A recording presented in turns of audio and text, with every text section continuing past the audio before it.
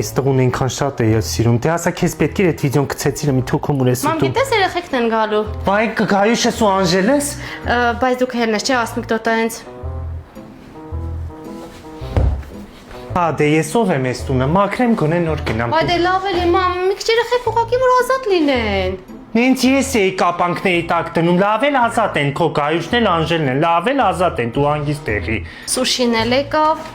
Հա, ինչ լավ, ես էլ պրոստը ագին ժամանակա սուշի չէի կերել, դες մտածում էի երեխեքի հետ կնստեմ, գայուշիս Անժելիս հետ։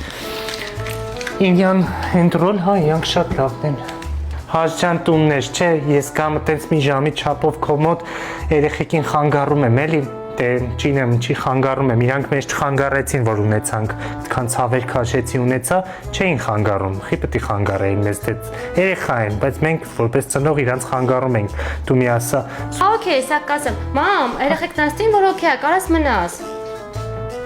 Չունին, հայլի, ես մնամ, ով Անժելես ասես, չէ, Անժելես ասած, գայուշն էլ ասեց,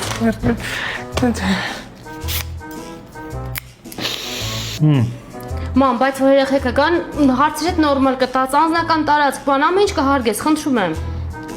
Ես ախպեր, ես չխանգարեմ, ես գնամ Հասմիկից հետ կնստեմ, դուք ձեր ազատ զգացեք ձեզ։